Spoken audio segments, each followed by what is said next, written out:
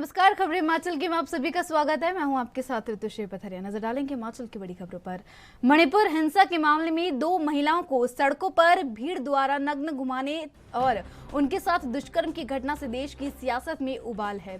शिमला में महिला कांग्रेस ने आज कांग्रेस मुख्यालय के बाहर धरना प्रदर्शन किया और मणिपुर में राष्ट्रपति शासन लगाने की मांग की।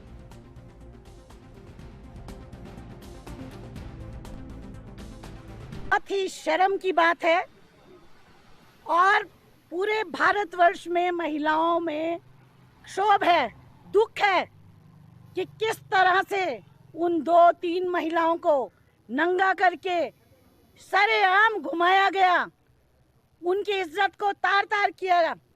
न केवल उन महिलाओं को नंगा किया, आज भारतवर्ष की हर महिला को इन्होंने नंगा करके एक तरीके से उनका चरित्र हनन किया, उनको इतना बेइज्जत किया। बेशक वो जिंदा है, लेकिन आप समझ सकते हैं कि वो महिलाएं, उनकी आत्मा मर चुकी, वो बेचारी महिलाएं। ऐसी बेशरम निर्लज्ज सरकार है। आपने देखा होगा कि हमारे देश के प्रधानमंत्री जी भी 79 डेज के बाद वो मणिपुर पर कुछ बोले। वो भी क्या बोले कि मेरा दिल दुख और क्रोध से भरा है। आपका दिल दुख और क्रोध से भरा है, इससे हमें कोई मतलब नहीं। आप एक्शन लीजिए, आपके वो एक्शन। आज हिमाचल के चंबा में ऐतिहासिक मिंजर मेला शुरू हो चुका है। 1 सप्ताह तक चलने वाले इस मिंजर मेले की शोभा बढ़ाने और मुख्य अतिथि के तौर पर हिमाचल प्रदेश के महामहिम राज्यपाल शिव प्रताप शुक्ला ने शिरकत की। आपको बता दें कि हर वर्ष की भांति इस वर्ष भी ऐतिहासिक मिंजर मेले का जुलूस नगरपालिका से होता हुआ सबसे पहले प्राचीन लक्ष्मी नारायण मंदिर से होता हुआ रघुवीर मंदिर और उसके बाद श्री हरि राय मंदिर में पहुंचा, जहां पर महामहिम राज्यपाल और उनके साथ आए लोगों ने मिंजर को भगवान के चरणों में चढ़ाकर मिंजर की रस्म को पूरा किया। इसी के साथ ही राज्यपाल द्वारा मिंजर के ऐतिहासिक चिन्ह मिंजर ध्वज को फहराकर इसका शुभारंभ किया गया।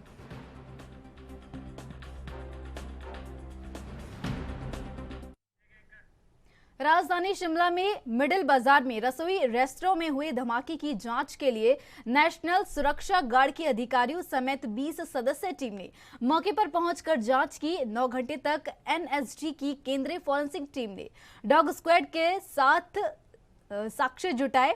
इससे पहले धमाके की जद में आए 50 मीटर क्षेत्र को सील किया गया। फॉरेंसिक टीम घटनास्थल से ईंट पत्थर, दीवार से गिरा रेत, सीमेंट, लोहे की चादरों, लकड़ी के टुकड़े, शीशे एकत्रित कर जांच के लिए अपने साथ ले गई।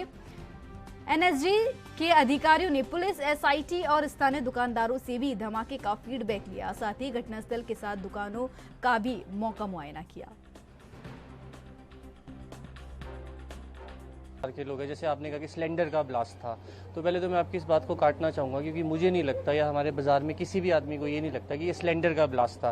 क्योंकि 7:15 पे लगभग जब ये ब्लास्ट हुआ तब मैं गंज में था, तो मैं गंज में कुछ खरीद रहा था। तो जब ये धमाके की मैंने आवाज़ सुनी तो पहले तो मुझे लगा कि जैसे बादल फट गया हो। फिर हमने अपना सर भी यूँ नीचे को किया कि मेरे को लगा कहीं आसपास का कुछ मेरे ऊपर तो नहीं गिर गया। फिर धीरे 2-3 सेकंड बाद जब नॉर्मलाइज हुआ सब कुछ, तो मेरे को लगा कि नहीं यार ये कुछ और है। फिर मेरे एक फ्रेंड का मेरे को फ़ोन आया, यही जो आपने बोला, उसने मुझे कहा कि ऐसे ऐसे आपके बाज़ार में कहीं सिलेंडर फटा है। तो मैं ऊपर को भागा तो मैंने देखा कि यार यहाँ काफ़ी रश है।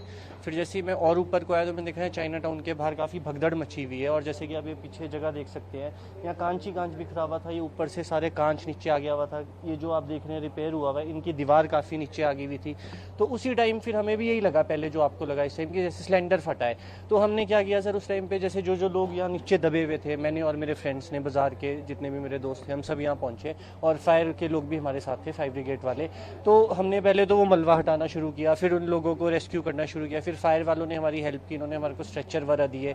तो फिर एक फायर वाले अंदर गए, फिर उन्होंने मतलब 20 मिनट बाद उस फायर के कर्मचारी ने हमें बोला, कहता कि अगर सिलेंडर फटा होता तो कोई सिलेंडर के टुकड़े मिलते, कि सिलेंडर कुछ तो अवशेष मिलता, पर ऐसा अंदर सर कुछ नहीं मिला। मतलब और आप मानेंगे हम लोग थे यहाँ, मैं था, मेरा फ्रेंड था प्रशांत शर्मा, हमने अंदर से सर 2 सिलेंडर साबुत निकाले। अगर सिलेंडर फटा होता तो वो 2 सिलेंडर क्या बिल्कुल ठीक रहते। और सर मैं 2 महीने पहले आपको बताना चाहता हूँ, 2 महीने पहले आईजीएमसी में 3 सिलेंडर ब्लास्ट हुए। तो जब वो सिलेंडर ब्लास्ट हुए तो फिर मतलब साथ वाली बिल्डिंग्स को इतना शॉक नहीं लगा और उसने आग भी पकड़ी थी, पर यहाँ सर ऐसा कुछ नहीं हुआ। तो आज सेंट्रल टीम से आई थी, बिल्कुल तो सर। अब जानना चाहेंगे तो सर एनएसजी टीम आई थी, आज सुबह आ गई थी, तो हमें काफ़ी सेटिस्फेक्शन मिली उनको देख के कि हमें लगा कि शायद माल पे कई लोगों से, दुकानदारों से बात हुई है, तो घबराए हुए, क्योंकि अभी कुछ भी पता नहीं लग रहा है कि ये क्या चीज़ थी, क्या चीज़ नहीं थी। डे बाय डे नई नई खबरें आ रही है, लोगों की अफवाहें उड़ती जा रही है, अलग अलग तरह की अफवाहें। अब ये तो आज जो टीम आई है तो उन्होंने वही शाम तक बताएगी कि ये क्या था क्या नहीं था। जैसे हमारी यहाँ शिमला की पुलिस की जांच हुई है, उन्होंने कहा कंप्रेसर बन गया था शायद गैस से, हो सकता है वही बात हो, उसको भी नहीं टाला जा सकता है। और क्या हो सकता है आई डोंट नो, मेरी समझ से बात। एनएसजी के लोग आए थे तो क्या? हाँ, एनएसजी के लोग आए थे, अभी इनकी रिपोर्ट क्या आती है इसका हमको वेट करना पड़ेगा, क्योंकि इनसे ऊपर तो कुछ भी नहीं है। और अब यही आप मतलब असली स्थिति यही बता पाएंगे कि ये क्या था क्या नहीं था। और जैसे हिमाचल पुलिस की बात कीजिए, उनकी जांच में तो ये आया कि गैस लीक होती गई और लीक होकर कंप्रेसर बन गया और एकदम ब्लास्ट हो गया। हो सकता है ये भी सच हो। शिमला के मिडिल बाजार में हिमाचली रसोई रेस्टोरेंट में हुई धमाके की जांच के लिए एनएसजी की टीम रविवार सुबह शिमला पहुंची थी। टीम ने मौके पर जाकर साक्ष्य जुटाए। धमाके की जद में आए क्षेत्र को सील किया गया। एनएसजी की करीब 20 कमांडो मॉल रोड पर तैनात थे, जबकि एक अन्य टीम उस बिल्डिंग में गई जिसमें यह धमाका हुआ था। वहां जाकर कुछ साक्ष्यों को पैकेट में सील कर जांच के लिए अपने साथ ले गई। बीजेपी मीडिया प्रभारी कर्ण नंदा ने कहा कि धमाके स्थल पर जांच एजेंसी एनएसजी पहुंच चुकी है, जिसका लंबे समय से शिमला की जनता को इंतजार था। उन्होंने कहा कि हमें पूरा भरोसा है कि एनएसजी जिस प्रकार से अपना कार्य करेगी, इस धमाके को लेकर असलियत जनता के समक्ष आएगी। माल रोड पे जो धमाका हुआ था उसकी जांच के लिए आज एनएसजी की एक टीम पहुंची है, जिसके अंदर कमांडोज भी हैं और कुछ फोरेंसिक की टीम भी पहुंची है। हिमाचल प्रदेश में शिमला शहर की जनता एक लगातार मांग कर रही है कि जो ये धमाका हुआ था, जिसने शिमला शहर को एक भूकंप के झटकों की तरह हिला दिया था, उसकी उचित जांच की जाए। आज हमें लगता है कि एनएसजी के आने से जो है ये जांच उचित रूप से होगी और जनता के बीच जो सच है वो तथ्यों के साथ आएगा। कुछ दिन पहले डीजीपी संजय कुंडू जी ने और हमारे नेता प्रतिपक्ष जयराम ठाकुर जी ने भी इस स्थल का दौरा किया था। यही मांग करते हुए सब हम आगे बढ़ रहे हैं कि जिस प्रकार की ये घटना हुई है, इस प्रकार की घटना हिमाचल प्रदेश के शिमला शहर में फिर से ना हो। ये दिल दहलाने वाली घटना थी। जांच रिपोर्ट की हमें इंतज़ार है और किसी भी प्रकार का अगर ये एलपीजी गैस का कनेक्शन है या उसके अंदर जिलेटिन बार है या किसी और अन्य प्रकार का ये विस्फोट है, जनता के सामने सच आना चाहिए कि शिमला की जनता और सामाजिक आर्थिक समानता के लिए छेड़े गए अभियान के तहत बिलासपुर के जिला परिषद भवन के सभागार में state coalition for legislation of schedule caste schedule tribe sub plan की प्रदेश स्तरीय बैठक संपन्न हुई। बैठक में सभी वक्ताओं ने एक स्वर में प्रदेश सरकार से तेलंगाना की तर्ज पर SC/ST सब प्लान के लिए विशेष एक्ट बनाने की पुरजोर मांग रखी, ताकि संवैधानिक प्रावधानों के अनुसार बजट का आवंटन हो। इस अवसर पर अभियान के संयोजक प्रोफेसर खजान सिंह ने कहा कि यह दुर्भाग्य है कि SC/ST वर्ग के उत्थान के लिए आवंटित बजट को कहीं और व्यय कर दिया जाता है, जबकि यह समाज सही तरीके से ऊपर नहीं उठ पा रहा है। तो आज की बैठक है बिलासपुर में।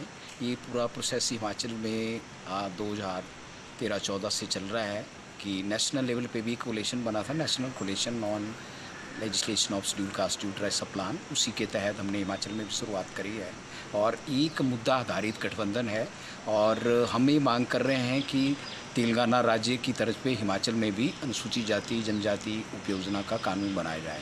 इसका जो नुकसान हो रहा है समाज को जब से ये कानून बना है 1990 के बाद जो 2011 से पॉपुलेशन के प्रोपोर्शन में इसकी एलोकेशन हो रही थी, परंतु वो डाइवर्ट हो रहा है पूरा पैसा और वो पैसा समाज पे नहीं खर्च हो रहा है। हम चाह रहे हैं कि जैसा तेलंगाना में एजुकेशन पे खर्च हो रहा है, हमारे बच्चों का हायर एजुकेशन के लिए पोस्ट मैट्रिक स्कॉलरशिप है, अब्रॉड के लिए NOS की तर्ज पे वहाँ स्कॉलरशिप मिलती है। एक दलित बंधु योजना है जिसमें 10 लाख रुपया जो सरकारी कर्मचारी नहीं हैं अपना रोज़गार चलाना चाहते हैं उनके लिए 10 लाख रुपये की योजना है अपना स्वरोजगार चलाने के लिए। स्टार्टअप है ना, जो हमारे प्रदेश में एक शेड्यूल कास्ट कंपोनेंट प्लान है जिसके लिए कि अलग से बजट एलोकेशन होती है, तो ये देखा गया है कि उस बजट को इधर उधर डाइवर्ट कर दिया जाता है। तो सारे हिमाचल प्रदेश में हमने एक मूवमेंट चलाई है कि भाई इसके लिए तेलंगाना की तर्ज पर कानून बनना चाहिए, क्योंकि अगर कानून बनता है तो फिर हेरा फेरी नहीं हो सकती है और हम कोर्ट ऑफ लॉ में जा सकते हैं उसकी अवहेलना करने के लिए। अगर कोई अवहेलना करता है तो हम कोर्ट ऑफ लॉ में जा सकते हैं। तो आज ये जिला बिलासपुर से डिफरेंट संस्थाओं के प्रतिनिधि, कुछ राजनीतिक दलों के भी प्रतिनिधि, क्योंकि कानून जो है वो तो विधानसभा में ही पास होगा, तो वहाँ सबका सहयोग हमको लेना पड़ेगा। हमारा ये कार्यक्रम गैर राजनीतिक है, किसी राजनीति के साथ नहीं है, लेकिन सभी इस मामले में हमारी सहायता। हिमाचल प्रदेश के बिलासपुर में विश्व विख्यात शक्तिपीठ श्री नैना देवी में आज श्रावण महीने के रविवार के दिन श्रद्धालुओं की संख्या में काफी बढ़ोतरी दर्ज हुई। हालांकि पिछले कुछ दिनों से भारी बरसात के चलते श्री नैना देवी में भी श्रद्धालुओं की संख्या में काफी कमी आई थी।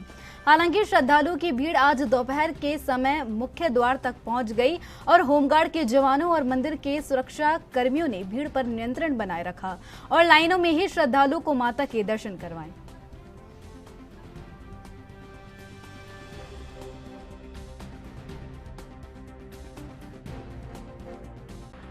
आज रविवार का दिन है और 3 हफ्ते के बाद आज माता जी के दरबार में कुछ श्रद्धालु होते हैं जिनसे कुछ रौनक हुई है।